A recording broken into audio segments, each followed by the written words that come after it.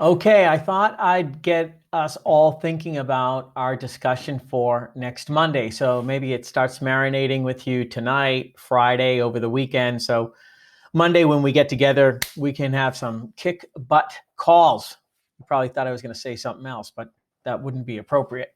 So here's our agenda. Number one, quickly catch up, have some folks share. What did you implement from our planning discussion? So over the course of multiple calls, people share different planning techniques they use, ones they want to use more of, and just again, in the spirit of getting better, we've got to get better to get even better results, right? So I'd love to hear some progress on that. Did you do what you said you were going to do? Do you remember what you were going to do? So let's start off with that. Then Gigi reached out this week. She says, Bob, I got a topic for us. So I'm going to put this one out there. If you don't like it, take it up with Gigi. But the overarching discussion I'd like to dive into and get a lot of smart people together to have input on is selling an intro to a suite salon. So basically selling a big intro to a stylist who's in a suite, right? So it's just them. Specifically, Gigi pointed out Davines that the intro order is almost $2,000. That's a pretty big bite for some suites, and they just don't have the cash to do it, or they don't see how they can. It's just insurmountable. So how can we get around that? So Gigi and I had some initial discussion, and that's when I thought, hey, let's just get everyone in on this. Now I'm using Davines, but we realize, Rick, I'm sorry, you don't have it up there yet. But there are other intros we sell, and we run into this, and regardless of the brand.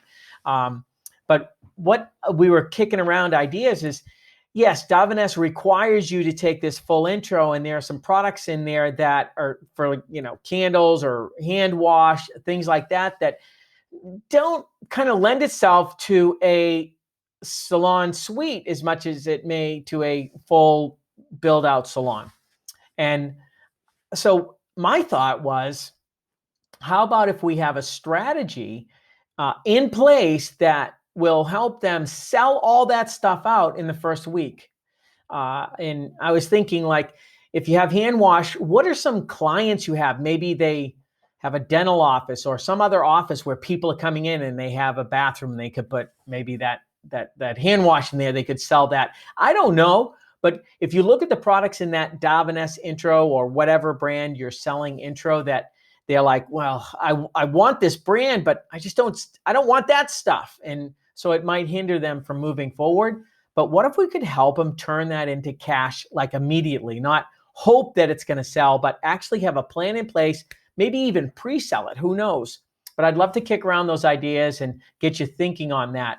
What could we do to help them get off to a fast start? And if they can put some immediate cash, what if they could, in that first week, $1,000 goes in their pocket, then they can see their way to investing that $2,000, which might require everything they've got. So let's talk about that this week. And again, if you don't have Davines, what product line does this correlate to for you? Next was a topic that Ray and I were kicking around, and I thought it was a good overarching business building topic, which is having us all go through a SWOT analysis. Okay, SWOT, that's not the police team that came to your house last night. No, it is strengths, weaknesses, opportunities, threats. I'll walk more through on what these mean, but we can introduce these topics this week, and then over the course of 4 weeks, have discussions. What do we see as our strengths, both from a Bassett perspective as a distributor? What do we see as our strengths as a DSC and what we bring to the table?